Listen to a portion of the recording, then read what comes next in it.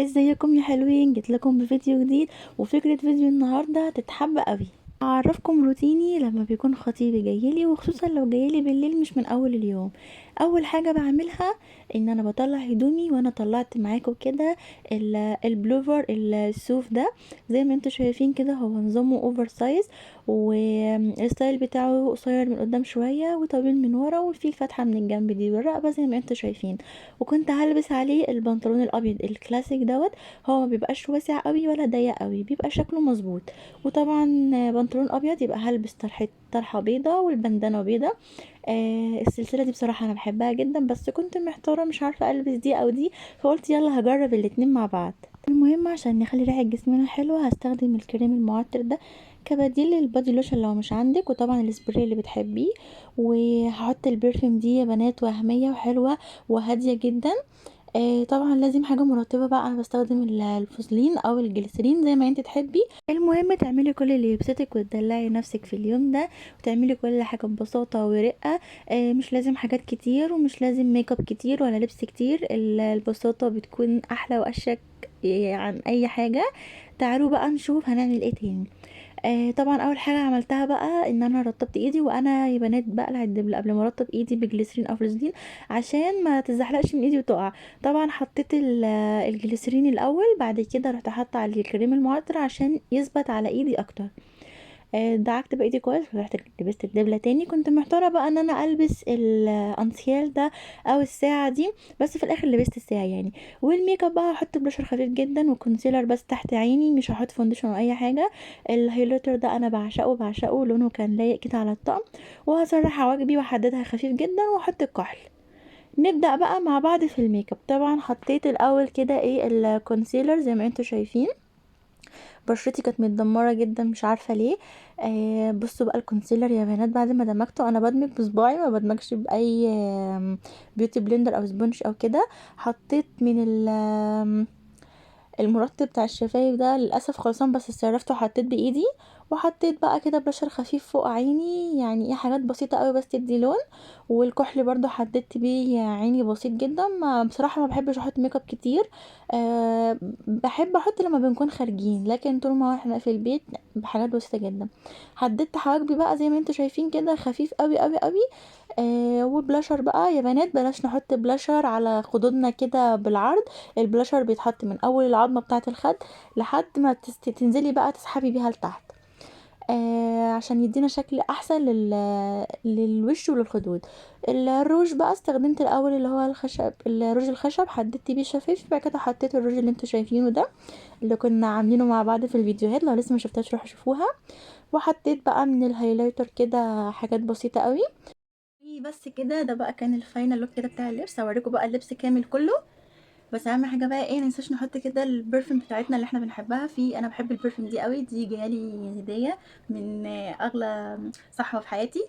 بس في نوع برفيوم يعني هو ده المفضل ليا وده اللي بعمله دايما، بس انا بركبها مش بشتريها، هبقى اوريكم اسمها. المهم بقى ان احنا هنعمل هنا كده في اماكن النبض كلها، هنا كده وكده.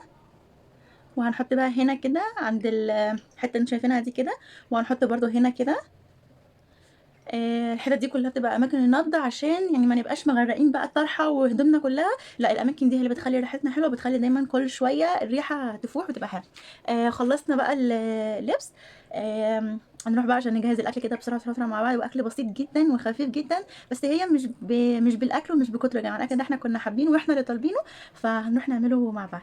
تنسوش بقى تقولي لي رايكم في الاوتفيت بتاعي، وتقولوا لي حبيتوه قد ايه. وطبعا ما تنسوش ان انتوا تعملوا لي لايك وتكتبوا لي رايكم في الكومنتات. لو لسه اول مره حد يشوف، لو انت اول مره تشوفيني ما تنسيش ان انت تعملي لي اشتراك في القناه وتفعلي زرار الجرس عشان اي فيديو جديد انزله يوصلك على طول. اخر حاجه عملتها، انا ما بحطش اي الوان مانيكير، بس عند اللزوم كده بروح حاطه اللون اللي هو الملمع ده او المقوي بس كده، وبشيله برضو في ساعتها يعني.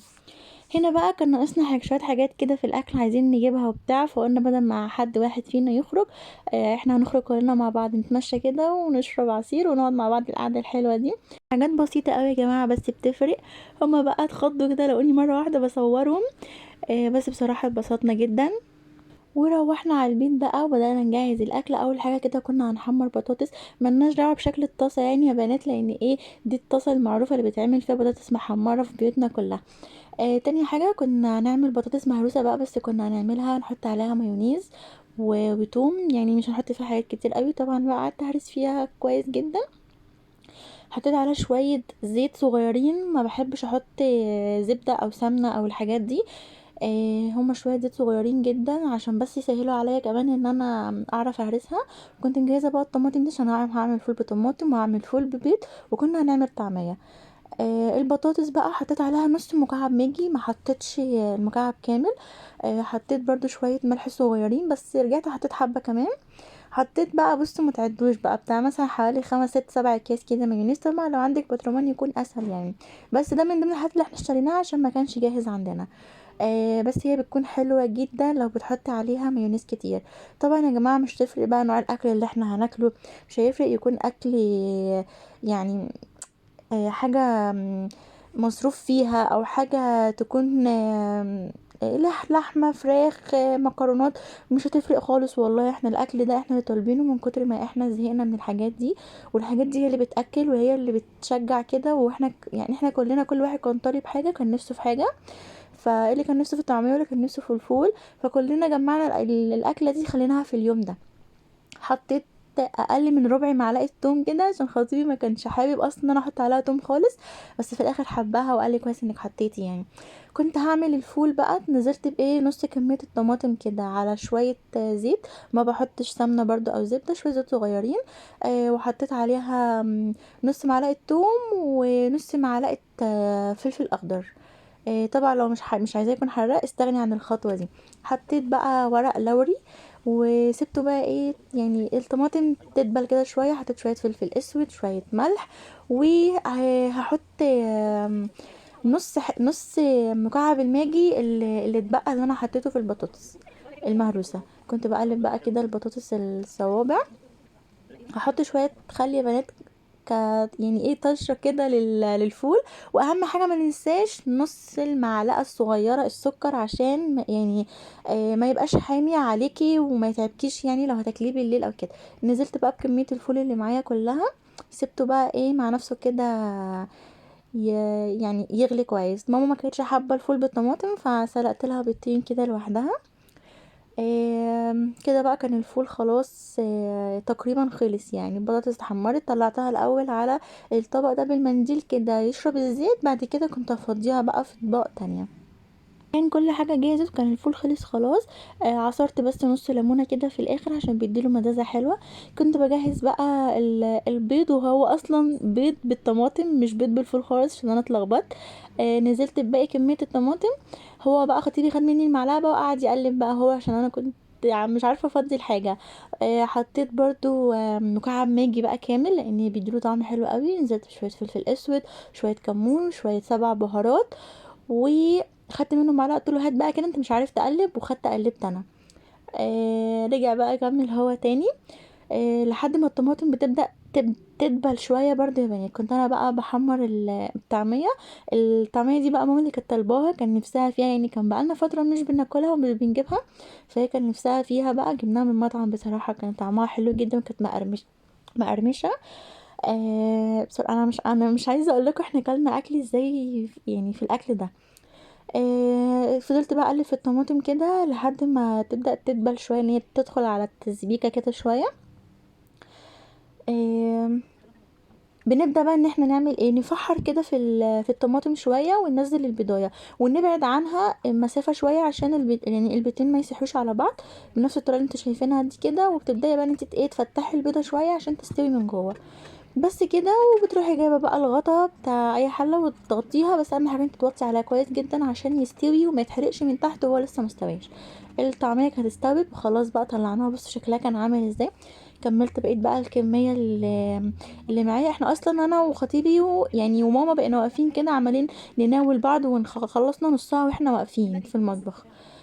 بصوا بقى ده كان بقى منظر البيت بعد ما خلص خالص، يعني فعلا تحفة. رشيت بقى شوية فلفل اسود كده من فوق، جربوها يا جماعة والله العظيم هتغير لكم طعم البيت تماما لو انتي مالكيش في اهل البيت، حلوة قوي.